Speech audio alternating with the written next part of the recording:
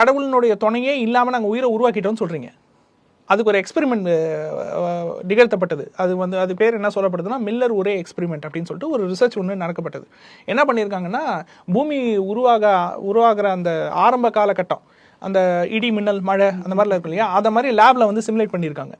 Simulate பண்ணி உயிர் உருவாகுதா இல்லை உருவாக்க முடியுதான்னு ஒரு ஆராய்ச்சி நடத்தியிருக்காங்க. அந்த ஆராய்ச்சியினுடைய ரிசல்ட்டில் அவங்களுக்கு என்ன கிடைச்சிருக்குன்னா 11 அமினோ ஆசிட் கிடைச்சிருக்கு. உயிரெலாம் கிடைக்கல, வெறும் 11 அமினோ ஆசிட் கிடைச்சிருக்கு. ஓகேங்களா. நம்ம செல்லுக்குள்ளே இருக்கக்கூடிய புரோட்டீன்ஸை உருவாக்குறதுக்கே 10⁻9 அமினோ ஆசிட் காம்பினேஷன் தேவை. 10⁻9 அப்படின்னா என்ன, கிட்டத்தட்ட 1 கோடி கூட கிடையாது, 100 கோடி அமினோ ஆசிட்னுடைய காம்பினேஷன் தேவை நம்ம செல்லை உருவாக்குறதுக்கு, செல்லுக்குள்ளே இருக்கக்கூடிய புரோட்டீனை உருவாக்குறதுக்கு ஒரு செல்லு. ஓகேங்களா. வெறும் 11 அமினோ ஆசிட்ஸை வந்து உருவாக்கிட்டு செல்லையே உருவாக்கலை.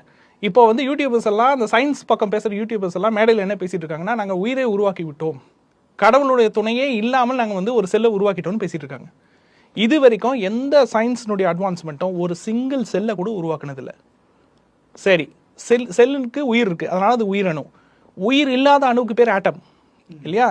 இது வரைக்கும் எந்த ஒரு அறிவியலோ தொழில்நுட்பமோ ஒரு பருப்பொருள், ஒரு ரா மெட்டீரியலோ அல்லது ஒரு வேற ஏதாச்சும் ஒரு எக்ஸிஸ்டிங் மெட்டீரியலினுடைய உதவி இல்லாமல் ஒரு ஆட்டம் உருவாக்குனது கிடையாது. ஒரு ஆட்டம் கூட உருவாக்குனது கிடையாது. அப்போது படைப்பு அப்படின்றது சயின்ஸ் கையில் இல்லை. படைப்புன்றது ஆட்டோமேட்டிக்காக நடக்குது. இன்றைக்கி ஊர் ஃபுல்லாக ஃபெர்டிலிட்டி சென்டர் இருக்குது, கரெக்டுங்களா. அதில் வந்து 2 ப்ராசஸ் செய்யப்படுது. IVU பண்ணுறாங்க, IVF பண்ணுறாங்க.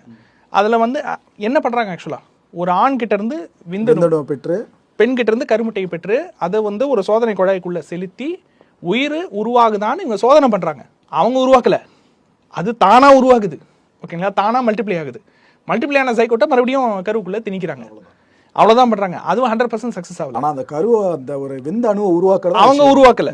ஒரு சைக்கோட்டை கூட அவங்க உருவாக்கலை. ஒரு செல்லை கூட இது வரைக்கும் உருவாக்கலை. குளோனிங்னு இவங்க சொல்கிறாங்களே, குளோனிங்ன்றது என்னது? இதுதான் இருக்கிறத பிரதி எடுக்கிறது, வெறும் பிரதி எடுக்கிறது மட்டும்தான். அப்போ அதுக்கு கூட உங்களுக்கு எக்ஸிஸ்டிங்காக ஏதாச்சும் ஒன்று தேவைப்படுது இல்லை? கண்டிப்பாக இது தெளிவாக புரியுது. இந்த விஷயம் நிறைய பேர் இன்னும் தெளிவாக புரிஞ்சிருக்கோம் நம்ம.